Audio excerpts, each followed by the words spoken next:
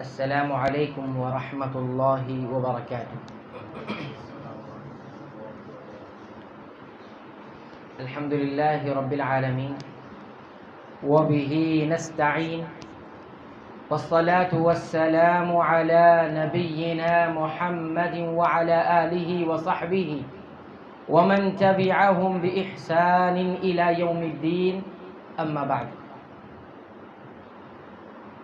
قال الله تبارك وتعالى في كلامه المجيد والفرقان الحميد: أعوذ بالله من الشيطان الرجيم، بسم الله الرحمن الرحيم: وَلَنَبْلُوَنَّكُمْ بِشَيْءٍ مِّنَ الْخَوْفِ وَالْجُوعِ وَنَقْصٍ مِّنَ الْأَمْوَالِ وَالْأَنفُسِ وَالثَّمَرَاتِ وَبَشِّرِ الصَّابِرِينَ الذين إذا أصابتهم مصيبة قالوا إنا لله وإنا إليه راجعون أولئك عليهم صلوات من ربهم ورحمة وأولئك هم المهتدون رب اشرح لي صدري ويسر لي أمري واحلل عقدة من لساني يفقه قولي آمين۔ قابل احترام بزرگوں، نوجوان بھائیوں، پیارے بچوں، اور جہاں تک میری آواز پہنچ رہی ہے امت کی پردہ نشین میری ماں اور بہنوں، تمام قسم کی تعریف، توصیف، کبریائی، بڑائی، شکر و احسان اس اللہ کے لیے ہے، الحمدللہ رب العالمین، جو تمام جہانوں کا رب ہے، مالک یوم الدین، جو انتہائی رحم اور انتہائی مہربان رحم کرنے والا ہے، اور جو بدلے کے دن کا مالک ہے۔ بعدہ بے شمار اور انگنت درود و سلام ہو اللہ رب العالمین کے بھیجے ہوئے تمام انبیاء اور رسل پر، خصوصاً رحمت کائنات جناب محمد الرسول اللہ صلی اللہ علیہ وسلم پر۔ آپ حضرات کی خدمت میں سورہ البقرہ کی آیت نمبر 155 سے لے کر 157 کل 3 آیات تلاوت کی گئی ہے، اور اس آیت کے حوالے سے انشاءاللہ ہم جس عنوان کے تحت اور جس موضوع سے متعلق کچھ باتیں رکھیں گے، وہ عنوان، وہ موضوع یہ ہے کہ انسانوں کے اوپر مصیبتیں، پریشانیاں، تکلیفیں، رکاوٹیں کیوں آتی ہیں۔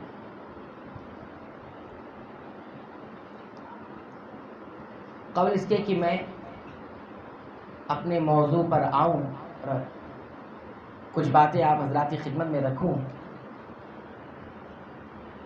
ایک بات مناسب سمجھتا ہوں کہ میں اس کی طرف آپ لوگوں کی رہنمائی کر دوں۔ ہم جس مجلس میں شریک ہوئے ہیں، جس مجلس میں ہم حاضر ہوئے ہیں، ابھی ہم حاضر ہوئے ہیں، اس مجلس کے ختم ہونے کے بعد، مکمل ہو جانے کے بعد، ہر شخص، ہر فرد، ہر نوجوان جو اس مجلس میں شریک ہے، وہ اٹھنے کے بعد 3 باتوں کا خیال رکھے گا۔ ابھی جب میں بتاؤں گا تو پوری مجلس میں اس بات کا خیال رکھے گا، اور جب اٹھ کر یہاں سے جائے گا تو ان 3 باتوں پر خیال رکھے گا۔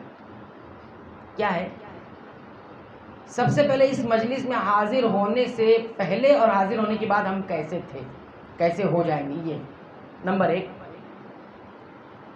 جذبہ عمل ہے، نمبر 2 مقدار عمل، اور نمبر 3 معیار عمل ہے۔ یہ 3 پوائنٹ پر دھیان دینا ہے۔ مجلس میں حاضر ہوا، محفل میں حاضر ہوا، دینی مجلس میں شریک ہوا، اب شریک ہو جانے کے بعد اگر عمل کا جذبہ نہیں تھا تو کیا جذبہ عمل پیدا ہوا؟ اگر ہاں، کامیاب، نہیں تو سوچنا پڑے گا۔ نمبر 2 مقدار عمل، عمل کرتے تھے لیکن کیا اس عمل میں اضافہ ہوگا؟ بڑھے گا کہ نہیں بڑھے گا؟ اضافہ ہوگا کہ نہیں ہوگا؟ اس میں بڑھوتری ہوگی کہ نہیں ہوگی؟ اس دوسرے نقطے پر دھیان دیں، اس کو کہتے ہیں مقدار عمل۔ اور تیسری چیز معیار عمل، جذب عمل بھی پیدا ہوا، مقدار عمل میں اضافہ بھی ہوا، لیکن کیا عمل میں معیار پیدا ہوا یا ہوگا کہ نہیں ہوگا؟ معیار عمل سے مراد یہاں پر یہ ہے کہ عمل میں کوالٹی پیدا ہو رہی کہ نہیں؟ کوانٹٹی تو آ گئی، کوالٹی آئے گی کہ نہیں آئے گی؟ یعنی اخلاص ہوگا کہ نہیں ہوگا؟ اور متابعت سنت یعنی رسول اکرم صلی اللہ علیہ وسلم کے بتائی ہوئی سنتوں کے مطابق عمل ہوگا کہ نہیں ہوگا؟ یہ دونوں چیز جس عمل میں آ جاتی ہے وہ ہو جاتا ہے معیار عمل، کوالٹی پیدا ہو جاتی ہے اس کے اندر۔ اللہ رب العالمین کوانٹٹی سے زیادہ کوالٹی دیکھتے ہیں۔ تو یہ 3 نقطوں پر یا 3 پوائنٹس پر انشاءاللہ دھیان دیں گے۔ نمبر ایک جذبہ عمل، نمبر 2 مقدار عمل، نمبر 3 معیار عمل۔ میں ایسے ہی سب کو بلواتا رہتا ہوں، اس لیے دم غور سے سنیے گا، میں بیچ میں کبھی بھی کچھ بھی پوچھ لوں گا۔ تو آئیے اب موضوع کی طرف چلتے ہیں۔ ہمارا موضوع تھا کہ انسانی زندگی پر مشکلات، پریشانیاں، تکلیفیں کیوں آتی ہیں؟ اور زندگی میں مشکلات زندگی کا حصہ ہے نا۔ ہر شخص، ابھی کسی سے ہم پوچھ لیں، خیر خیریت دریافت کر لیں تو کچھ نہ کچھ پرابلم ہوگا، کچھ نہ کچھ پریشانی ہوگی، کسی نہ کسی چیز کو لے کر وہ پریشان ہو رہا ہوگا۔ سب کی پریشانیاں الگ ہیں، سب کی مشکلات الگ ہیں، سب کا دکھ الگ ہے، سب کی تکلیفیں الگ ہیں، الگ الگ پرابلم میں سب لوگ پھنسے ہوئے ہیں۔ دیکھیے، پریشانیاں، مشکلات، شریعت کے اندر اس کی بہت ساری چیزیں اس کے آگے پیچھے لگی۔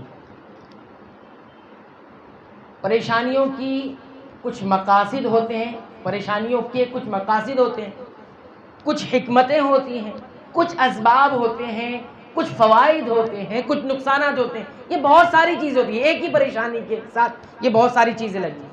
میں یہاں پر یہ ساری چیزوں کا ذکر ہی نہیں کر رہا، میں اس بات کی وضاحت یہاں کروں گا کہ پریشانیاں رکھی کیوں گئی ہیں، کیا مطلب ہے اس کا۔ اس کی حکمتیں الگ ہو سکتی ہیں، فائدے الگ ہو سکتے ہیں، نقصان الگ ہو سکتا ہے، اسباب الگ ہو سکتے ہیں، کچھ بھی ہو سکتا ہے، لیکن پریشانیاں، مصیبتیں، تکلیفیں اللہ نے، اس کائنات کے بنانے والے نے، اس کائنات کی تخلیق کرنے والے نے، یعنی اللہ رب العالمین نے کیوں رکھا ہے؟ اس کی کیا مقاصد ہے، اس کے کیا مقاصد، یہ ہم غور کریں گے بس۔ تاکہ مصیبت ہمارے پاس آ رہی ہے تو ہم وہ بات جان کے رکھیں کیوں آ رہی ہے، ٹھیک ہے۔ اس حوالے سے ہم نے آپ کے سامنے سورہ البقرہ کی آیت نمبر 155 سے لے کر 157 3 آیت، 155، 156 اور 157 3 آیتیں کریمہ، ٹھیک ہے، اس کو ہم نے آپ کے سامنے رکھا ہے۔ اللہ تعالیٰ کیا فرماتے ہیں؟ شروع کرتے ہیں۔ اللہ تعالیٰ فرماتے ہیں وَلَنَبْلُوَنَّكُمْ، اور ہم تمہیں ضرور آزمائیں گے۔ آواز آ رہی ہے؟ اور ہم تمہیں ضرور آزمائیں گے، بس اتنے پر۔ یہ تو نہیں کہا گیا اور ہم تمہیں آزمائیں گے اور ہم تمہارا امتحان لیں گے، یہ نہیں کہا ہے۔ کیا کہا ہے؟ اور ہم تمہیں ضرور آزمائیں گے، ضرور امتحان لیں گے۔ ضرور ضرور ضرور مطلب یہ ہوگا، یہ ہوگا۔ اور یہیں سے مقصد بھی نکل کے آیا، مصیبتیں اور پریشانیوں۔ مصیبتوں اور پریشانیوں کا مقصد بھی نکل کر سامنے آیا کہ آزمائش کسی بھی طریقے سے ہو سکتی ہے، مشکلات سے بھی ہو سکتی ہے، خوشحالی سے بھی ہو سکتی ہے، خوشگوار زندگی سے بھی آزمائش ہوتی ہے، ناخوشگوار زندگی سے بھی آزمائش ہوتی ہے، نعمت دے کر بھی آزمایا جاتا ہے، نعمت لے کر بھی آزمایا جاتا ہے۔ ہر چڑھان کے بعد ڈھلان ہوتی ہے۔ وَلَنَبْلُوَنَّكُمْ، ہم تمہیں ضرور آزمائیں گے. پہلا مقصد یہ نکل کر آیا کہ اللہ رب العالمین آزمانے کے لیے مصیبت. زندگی ایک ہی حالات پہ چل رہی ہے، ایک ہی حالت پہ چل رہی ہے، ایک ہی حالات چل رہی ہے، خوشحالی خوشحالی. انسان کی فرق ہو سکتی ہے، سمجھ میں آ سکتا ہے، انسان نہیں سمجھ میں آئے گا یہ کیسا انسان ہے، شکر گزار ہے یا نہیں، اللہ کو ماننے والا ہے یا نہیں.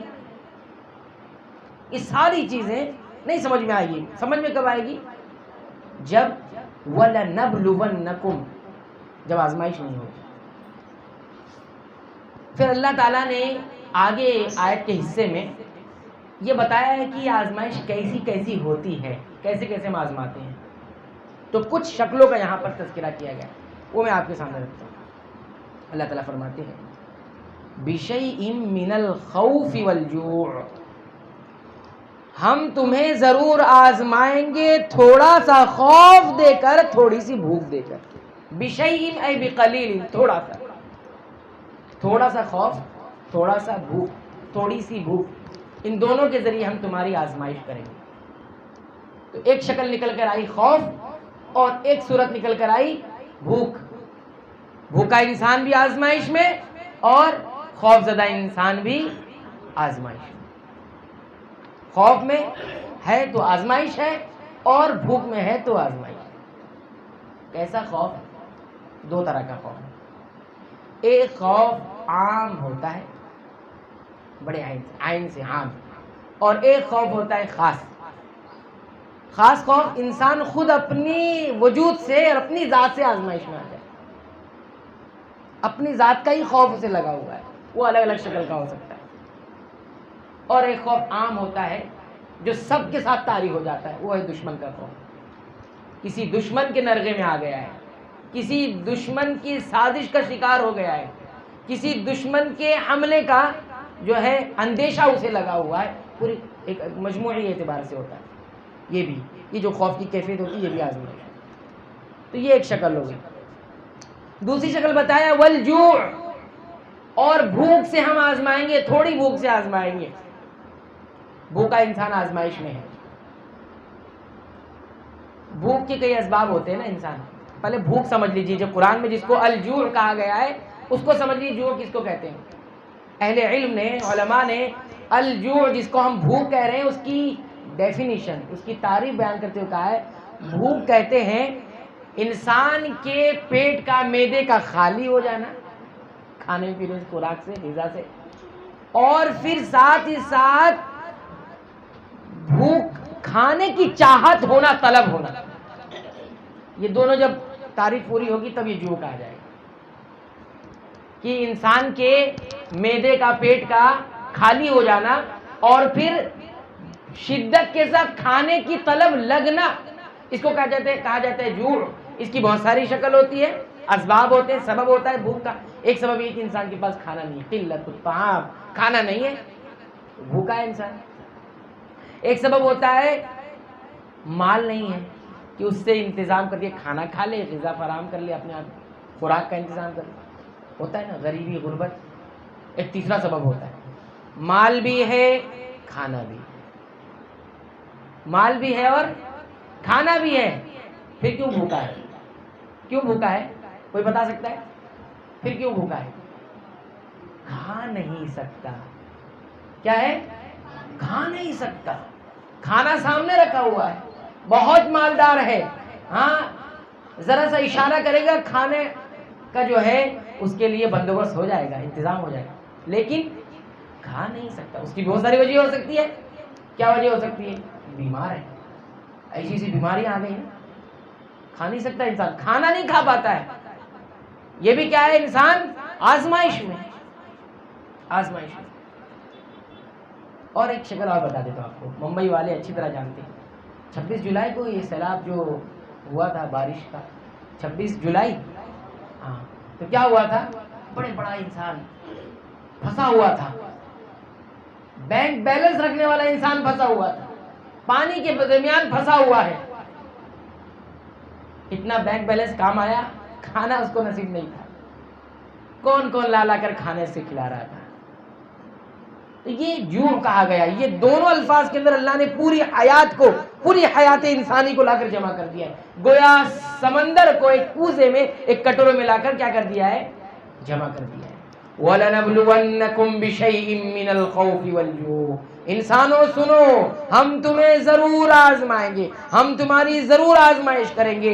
یہ نہ سمجھنا کائنات میں آئے، آ کر یوں ہی چلے جاؤ گے. صحیح غلط اور کھرے اور کھوٹے کی فرق نہیں ہوگی. ہوگا وہ کس کے ذریعے؟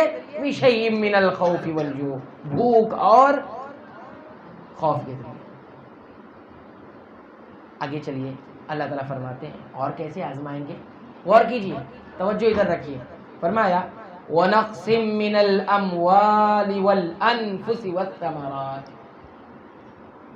وَنَقْصٍ اور کمی کر کے، خوف بھوک اور کمی کر کے. نقص جس سے ہم اردو والے کیا بولتے ہیں؟ نقصان ہو گیا. کیا ہو گیا؟ نقصان. اسی سے نقص لفظ سے بنا ہوا ہے لفظ نقصان، نقص. اور ہم کمی کر کے آزمائیں. کس میں کمی کریں گے؟ من الاموال، مال میں کمی کریں گے. والانفس، جانوں میں کمی کریں گے. والثمرات، پھلوں میں کمی کریں گے. کمی ہوئی آزمائش، کمی ہوئی تو آزمائش. ونقص من الاموال والانفس والثمرات. مال کی کمی تو سب جانتے ہیں، لاس ہو گیا. کیا ہو گیا؟ ایک کاروبار شروع کیا تو لاس ہو گیا.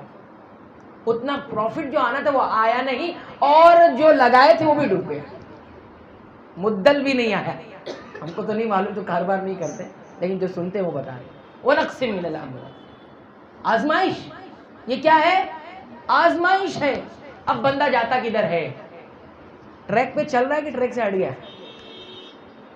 جو مال موجود تھا، نعمتیں موجود تھی، شکر گزاری تھی کہ نہیں تھی؟ یہ اور چلا گیا تو صبر ہے کہ نہیں؟ چلا گیا تو صبر ہے کہ نہیں ہے؟ اور اس کے بعد والانفس، جانوں کی کمی کر کے. جانوں کی کمی کر کے کیا؟ جانوں کی کمی کرنے کا مطلب یہ ہے کہ کسی عزیز کا انتقال، پیارے کا انتقال، محبوب ترین چیز کا انتقال ہو جائے، چھین لی جائے. اس میں سب آتے ہیں. آدمی کا کوئی شخص ہے، کوئی انسان ہے، اس کی کوئی قریب ترین اور محبوب ترین چیز لے لی جاتی ہے. اس کے والدین ہو سکتے ہیں، اس کی اولاد ہو سکتی ہے، بھائی بہن ہو سکتے ہیں، رشتہ دار ہو سکتے ہیں، پارٹنر ہو سکتے ہیں، کوئی بہت پیارا دوست ہو سکتا ہے جو اس کی دنیا سے چلا گیا ہے. یہ جو انتقال کسی کا ہوتا ہے، یہ بہت سارے لوگ بھی آزمائے. اب کیا کرتا ہے؟ اس کے بعد فرمایا والثمرات، اور پھلوں میں کمی کر کے. پھل کس کو کہا جاتا ہے؟ ثمرات. ثمرات کو کہا جاتا ہے، اس کی ڈیفینیشن علماء نے یہ بیان کی ہے. ثمرات کہتے ہیں زمین سے جو کچھ اگتا ہے، کھیتی وغیرہ، اور درختوں سے جو کچھ پھل وغیرہ، جتنی چیزیں ہو سکتی، اس کی بھی کمی ہو جاتی ہے. کمی کیسے ہوتی ہے؟ کیسے کمی ہو جاتی ہے؟ کوئی بتائے گا کیسے کمی ہوتی ہے؟ ہاں، قحط سالی. ماشاءاللہ. کیا ہے؟ قحط سالی آ جاتی ہے. اس میں ایک کمی ہے، بارش نہیں ہوتی. زمین تو ہے، بارش نہیں ہو رہی ہے، کچھ اگ نہیں رہا. اور کھیتی لگی ہوئی ہے، سب کچھ ہے، بارش نہ ہونے کی وجہ سے سوکھ گیا، ختم ہو گیا. یہ کیا ہے؟ آزمائش ہے. تو بہرحال وَلَنَبْلُوَنَّكُمْ، ہم تمہیں ضرور آزمائیں گے. ہاں، خوف کے ذریعے، بھوک کے ذریعے، مال میں، جان میں اور پھلوں میں کمی کر کے. اب دیکھیے، جب یہ سارے حالات ایک انسان پر آ گئے، انسان چاہے مومن ہو، چاہے کافر ہو، فرمانبردار ہو، نافرمان ہو، کیسا بھی ہو، کسی بھی شعبے کا ہو، کسی بھی گوشے کا ہو، کیسے بھی، کسی بھی ذات کا، کسی بھی نسل کا ہو، جب یہ سچویشن، یہ حالات اس پر آتے ہیں، یہ جو حالات ابھی بتائے گئے ہیں، تو انسانوں کا دو گروہ بن جاتا ہے. کتنا گروہ بنتا ہے؟ دو گروہ. ایک گروہ کا نام ہے الجازعون. کیا نام ہے؟ الجازعون. اور ایک گروہ کا نام ہے الصابرون. آئی بات سمجھ میں؟ یہ دو گروہ بنانا چاہتے اللہ رب العالمین، الجازعون اور الصابرون. الجازعون کسے کہتے ہیں؟ جو ٹریک سے ہٹ جاتا ہے. یہ نعمتیں جو دے رکھی تھی، دیکھو خوف کے بالمقابل میں کیا تھا؟ امن تھا پہلے نا، پھر خوف سے آزمایا. جڑ کے بالمقابل میں تھا شکم سیری، نعمتوں کا مل جانا، یہ تھا نا. اس پہ شکر گزاری تھی کہ نہیں تھی؟ اور مال تھا، خوب وافر مقدار میں مال تھا. کیا شکر گزاری تھی؟ اچھا ٹھیک ہے. اس کے بعد انفس، جانوں کی کمی کرتی ہے. کتنے خوش نصیب ہے وہ لوگ جن کے پیارے ان کے ساتھ موجود ہیں، ان کی زندگی میں ہے. شکر گزاری، وہ شکر گزاری کرتا ہے، مجھے اللہ نے بہت کتنے ماشاءاللہ والدین میری زندگی میں ہے، میرے بھائی بہن ہیں، میرے رشتہ دار دیکھیے ہیں. نعمتوں پر یہ نعمتیں ہیں، شکر گزاری ہے اس پر. اب تیسری چیز ہے ثمرات، پھلوں کی کمی کرے. تو پہلے پھل تھے، واہ رزق جو ہے کتنی آسانی سے پہنچ رہا ہے. ایک دانہ ہم جب کھاتے ایک نوالا، کتنی جد و جہد ہے اس کے پیچھے. ہاں اسی لیے اللہ نے ہر نوالے پر جو ہے یہ حکم دیا ہے کہ کیا کہیں؟ الحمدللہ کہیں کھانا کھانے کے بعد. الحمدللہ دعا پڑھے، کیونکہ یہ انسان کے بس کی بات نہیں ہے ایک نوالا اپنے لیے انتظام کر سکے. ہے بس کی بات؟ انسان سوچ رہا سب میں ہی کیا ہوں، نہیں. تو فرمایا دو گروہ ہو جائیں گے.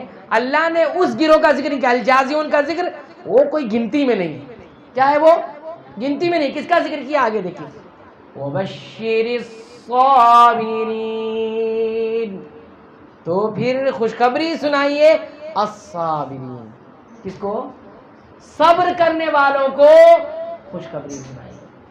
ہاں جب امن تھا، شکر گزاری تھی، خوف آ گیا تو بھی صبر ہے. ہاں جب شکم سیر تھے، کھائے پیے تھے، تب شکر گزاری تھی. اب بھوکمری ہو گئی ہے، خوب بھوک لگی ہے، تب بھی ہم صبر کر رہے ہیں. مال بہت تھا تب ہم شکر گزار تھے، اور اب مال چلا گیا، کم ہو گیا، تب بھی ہم صبر کر رہے ہیں. کوئی عزیز ہمارے پاس موجود تھا، ہمارا پیارا ہمارے ساتھ تھا، اٹھتا بیٹھتا تھا، تب ہم شکر گزار تھے. اب چلا گیا تو بھی ہم صبر کریں گے. امانت تھی، لے لی. اس کے بعد فرمایا کون سے صبر کرنے والے، اس کی ایک صفت ذکر کی گئی. ایک صفت ذکر کی، کون سے صبر کرنے والے لے کر جائیے. صبر کرنے والوں کی ایک پہچان لے کر جائیے. فرمایا الذین اذا اصابتہم مصیبہ، الذین اذا اصابتہم مصیبہ، ایسے صبر کرنے والوں کو گڈ نیوز دیجئے، خوشخبری سنائیے، اچھی بات پہنچائیے کہ جب بھی ان کے پاس کوئی بھی مصیبت آئے، مصیبت، کوئی بھی مصیبت، کوئی بھی پریشانی، کوئی بھی تکلیف، کوئی بھی رکاوٹ، جو کچھ ابھی بیان کی گئی ہے، اس میں سے کچھ بھی آ جائے جس کو مصیبت سمجھ رہا ہے، اگر آ جاتی ہے، قالو، ان کا پہلا ریئیکشن، ایک ایکشن ہوتا ہے پھر ریئیکشن ہوتا ہے. اللہ رب العالمین کی جانب سے یہ ایکشن ہوا ہے، آزمائش کی گھڑی آئی ہے. اب ریئیکشن سب سے پہلا کیا جاتا ہے؟ قالو، ان کی زبان سے ایک جملہ ادا ہوتا ہے. وہ جملہ کیا ہے؟ انا للہ و انا الیہ راجعون، ہم اللہ ہی کے ہیں، و انا الیہ راجعون، اور ہم لوٹ کر بھی اسی کی جانب جائیں گے. انا للہ و انا الیہ راجعون. یہ کوئی بھی مصیبت آئے گی تو یہ اس کی زبان سے نکلے. سب سے پہلے زبان کا امتحان ہو گیا. کیا کہتا ہے؟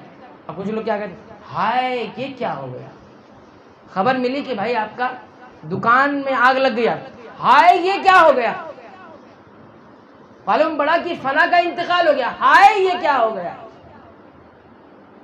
یہ ایمان کی منافی چیز.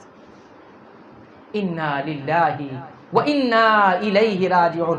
حقیقت میں یہ زبان سے ادا ہونے والا ایک جملہ ہے اور ایک کلمہ ہے، لیکن حقیقت یہ ہے یہ دل سے نکلنے والا ایک عقیدہ ہے جو کس کی زبان سے نکلے گا؟ الصابرون، صبر کرنے والوں کی زبان سے نکلے گا، ادا ہوگا. اس کے بعد فرمایا اولئک علیہم صلوات من ربہم ورحمہ، اور یہی وہ لوگ ہیں جن پر ان کے پروردگار کی جانب سے صلوات ہے، ورحمت، اور رحمت ہے. اب یہ ان کی عظمت کو بیان کیا جا رہا ہے، صبر کرنے والوں کی عظمت کو بیان کیا جا رہا ہے. ان کی عظمت کیا ہے، مقام کیا ہے، ان کا مرتبہ کیا ہے. صبر کرنے والوں کو اپنا مقام بھی سمجھنا چاہیے. کیا ہے مرتبہ؟ کہتے ہیں یہی وہ لوگ ہیں جن کی اوپر ان کے رب کی طرف سے صلوات ہے. صلوات من ربہم ورحمہ، رحمت اور صلوات ہے. صلوات کے بہت سارے معنی اہل تفسیر نے بیان فرمائے ہیں. میں اس میں سے ایک پیارا معنی آپ کے سامنے رکھتا ہوں، لے کر جائیے. کیا ہے وہ معنی؟ کہتے ہیں صلوات من ربی کا معنی یہ ہے کہ اللہ رب العالمین ایسے لوگوں کا ذکر ملائے اعلیٰ میں اس مجلس میں جہاں اللہ رب العالمین اپنی مجلس لگاتا ہے اور مقرب بڑے بڑے فرشتے موجود ہوتے ہیں، وہاں پر ایسے لوگوں کو یاد کرتا ہے، ان کا ذکر کرتا ہے۔ اسی لیے اہل علم کہتے ہیں کہ بہت سارے اس دنیا میں ایسے ہیں جن کو جانتا کوئی نہیں، جن کو مانتا کوئی نہیں، جن کی سماج میں کوئی ویلو نہیں ہے، لیکن رب العالمین کے یہاں، آسمان والے کے یہاں اس کا بہت مقام و مرتبہ ہے۔ اور اسی روئے زمین پر کچھ ایسے بھی لوگ ہیں جن کو سب جانتے ہیں، جن کو سب مانتے ہیں، جن کا مقام و مرتبہ لوگوں کی زبانوں پر ہے، لیکن آسمان والے کے یہاں ان کا کوئی مرتبہ نہیں ہے۔ اولئک علیہم صلوات من ربہم، کتنا پیارا ہے، کتنی بڑی عظمت ہے۔ اس کے بعد فرمایا اولئک هم المہتدون، یہی لوگ مہتدون ہے۔ ایک اور ٹائٹل مل گیا، پہلے صابرون، اب کیا ہو گیا؟ مہتدون، یہی لوگ ہدایت یافتہ ہے، یہی لوگ ہدایت پر ہیں۔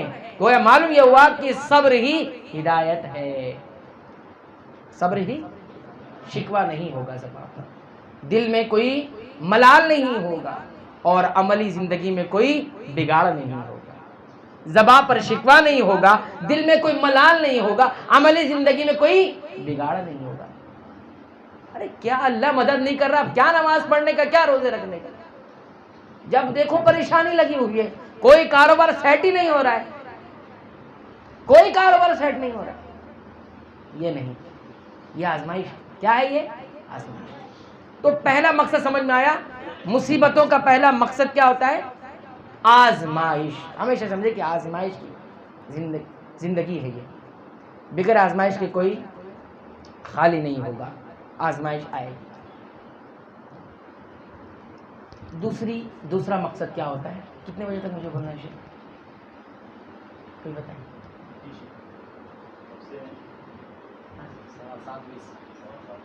7:20 سے جزاک اللہ خیر۔ چلیے دوسرا مقصد پر آتے ہیں۔ یہ تو ایک مقصد ہو، بہت سارے مقاصد میں سے ایک مقصد ہوا۔ دوسرا مقصد، سب سنیے، غور سے سنیے۔ دوسرا مقصد ہم قرآن کی آیت تلاوت کرتے ہیں، اس کے بعد دیکھیں گے۔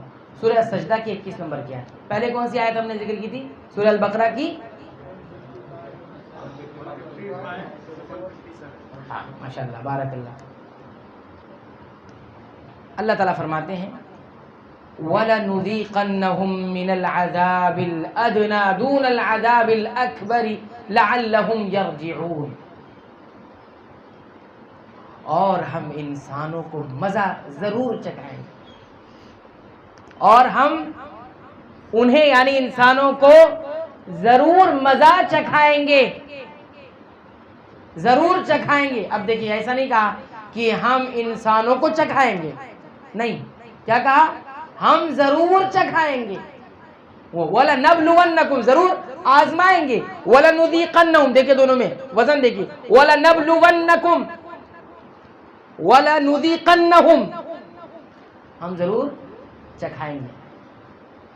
مِنَ الْعَذَابِ الْأَدْنَىٰ، چھوٹی چھوٹی سزائیں، چھوٹی چھوٹی سزاؤں کا مزہ چکھائیں گے۔ دون العذاب الاکبر، بڑی سزا سے پہلے۔ کیوں؟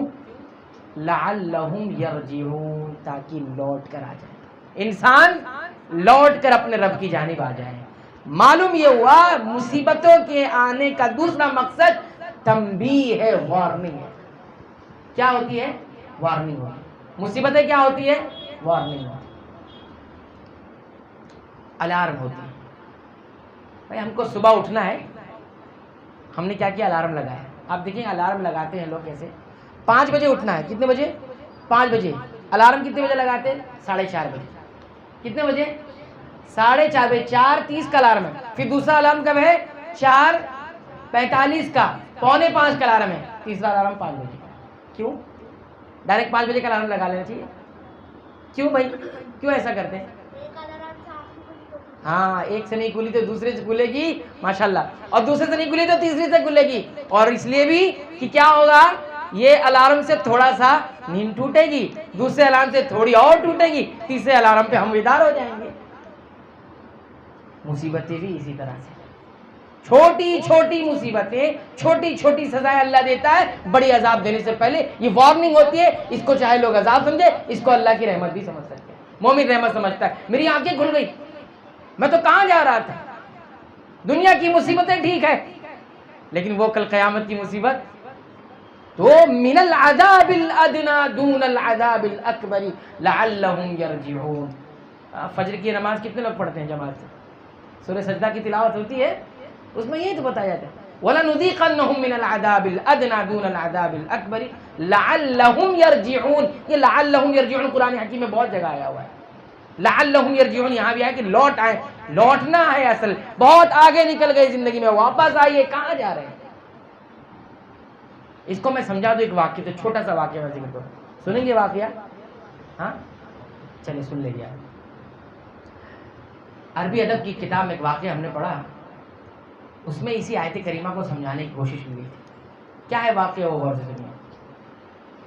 کسی قبیلے میں ایک بوڑھا شخص رہتا تھا اور اس کے پاس ایک مرغا تھا۔ وہ مرغا اس کو بڑا پیارا تھا، بڑا چہیتا تھا۔ اب اس نے کیا کیا، اس مرغے سے بڑا اسے پیار تھا، لیکن ہوا کیا، اس کا مرغا ہو گیا چوری۔ غور سے سنیے گا، مرغا کیا ہو گیا؟ چوری ہو گیا۔ اس کو بہت عزیز تھا، بہت پیارا تھا، اس نے کیا کیا، اپنے نوکروں کو، اپنے خادموں کو لگایا، میرا مرغا جو ہے واپس لے کر آئیے، ڈھونڈ کر لائیے کہاں پر ہے، معلوم کیجیے کیا ہوا۔ نوکر اور خادم جو تھے، اتنے سے مرغے کے لیے ہم کو دوڑاتا ہے، ہم کو بھگاتا ہے، بہرحال وہ اس کے حکم پر ڈھونڈے، ادھر ادھر زیادہ توجہ نہیں دی۔ آئے بولے مرغا ملا نہیں، کوئی بات نہیں، لیکن وہ بوڑھا پریشان تھا۔ اس نے کیا کیا، نہیں میرا مرغا مجھے ملنا چاہیے، معلوم تو میرا مرغا کہاں گیا۔ اس نے کیا کیا، ایک اونٹ ذبح کروایا اور پورے قبیلے کی دعوت کر دی، معزز شخصیات کو، بڑی بڑی شخصیتوں کو بلا لیا، کھانا کھانے دعوت ہوئی۔ کھانا کھانے کے بعد بات چیت شروع ہوئی۔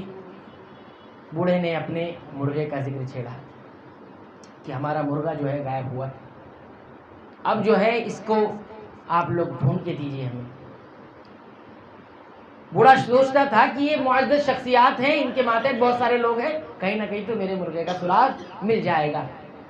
تو لوگوں نے اس کی بات پر توجہ نہیں دی اور کہا کہ یہ ایک مرغے کے لیے اتنا پریشان اور اونٹ ذبح کر کے رکھا ہے، ٹھیک ہے۔ اس کے بعد کیا ہوا،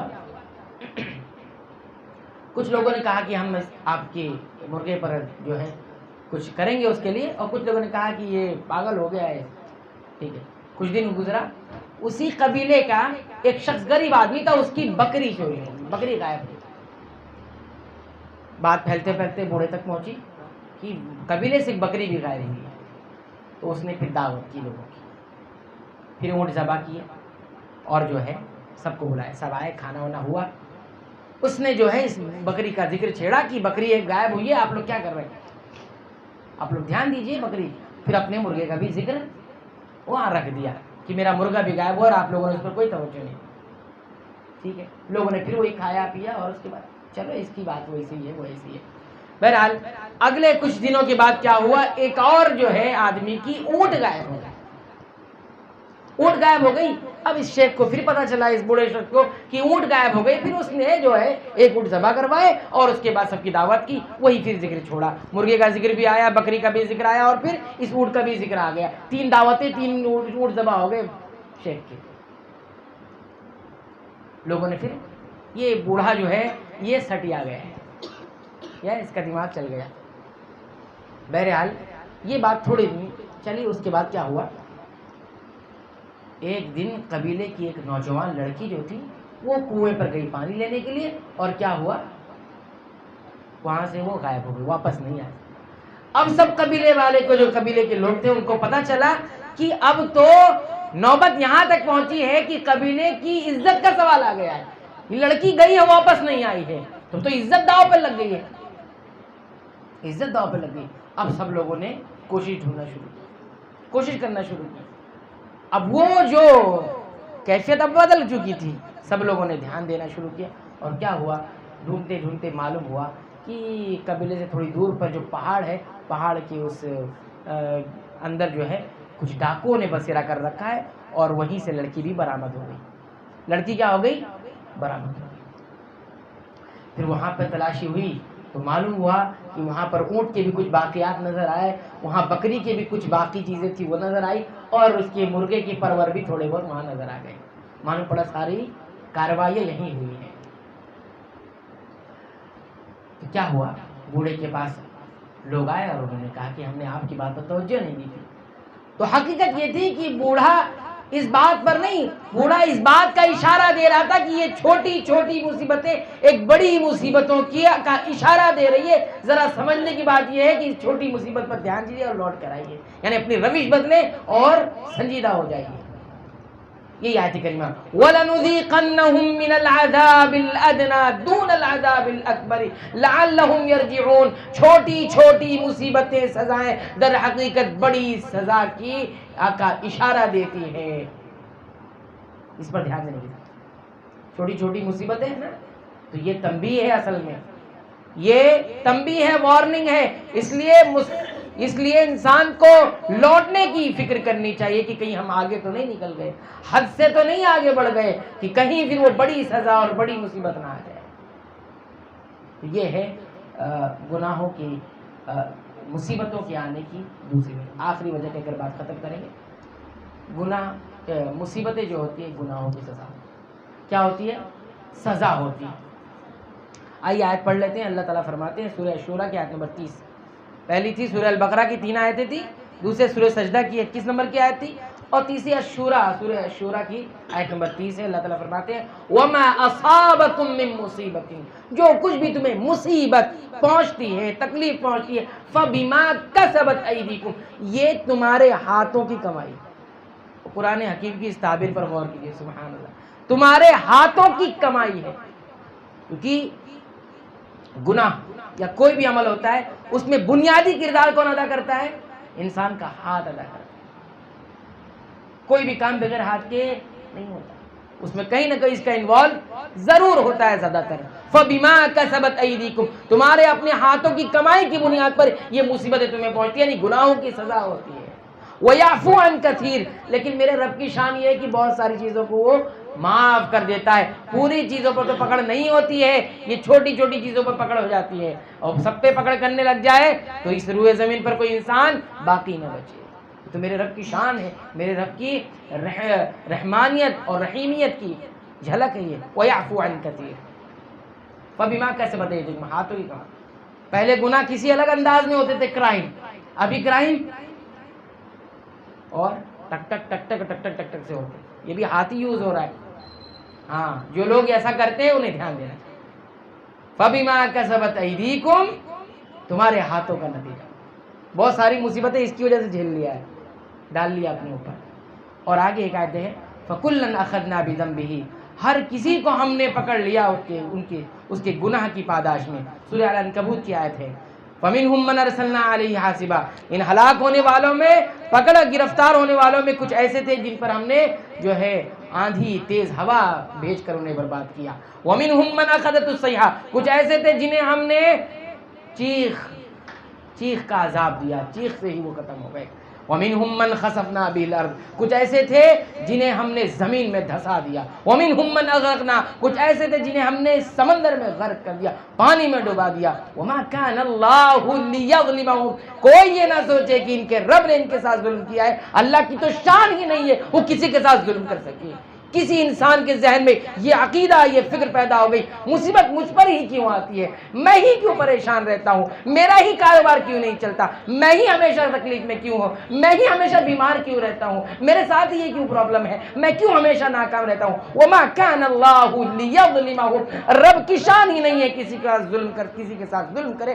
ولكن كانوا انفسهم يظلمون، یہ جتنے تباہ ہونے والی قوموں کا ذکر ہم نے کیا ہے، وما كانوا انفسهم یظلمون، یہ خود اپنے آپ پر ظلم کیا کرتے ہیں. اللہ کی نافرمانی کرنا کائنات کا سب سے بڑا ظلم، اللہ کی توحید کے پر حملہ کر دینا کائنات کا سب سے بڑا ظلم ہے. ولیکن کانوا انفسهم یظلمون. 3 باتیں یاد رکھیں. نمبر 1 مصیبت آزمائش کی وجہ، دوسری بات یاد رکھیں مصیبت وارننگ ہوتی ہے. تیسری بات یاد رکھیں مصیبت گناہوں کی سزا ہوتی ہے. اب ان 3 باتوں میں وہ 3 بات ملا لے. 6 بات یہاں سے یاد کر کے. نمبر 1 یہاں سے اٹھنے کے بعد کیا دھیان دیں گے؟ جذبہ عمل. نمبر 2 مقدار عمل. نمبر 3 معیار عمل. ٹھیک ہے. اللہ تعالیٰ سے دعا ہے کہ رب العالمین جو باتیں یہاں پہ کہی گئی رب العالمین تیری توفیق تیری نصرت تیری تائید سے ہے، رب العالمین سے قبول فرما لے. اس میں کوئی غلطی ہو گئی رب العالمین تو معاف فرما دے، درگزر فرما دے. رب العالمین تمام باتوں کو یاد رکھنے کی توفیق عنایت فرما. رب العالمین تمام باتوں پر غور کرنے کی توفیق عنایت فرما اور ان تمام باتوں کے مطابق عمل کرنے کی توفیق عنایت فرما اور دوسروں تک پہنچانے کی بھی توفیق عنایت فرما. آمین. تقبل یا رب العالمین. وآخر دعوانا الحمد للہ رب العالمین.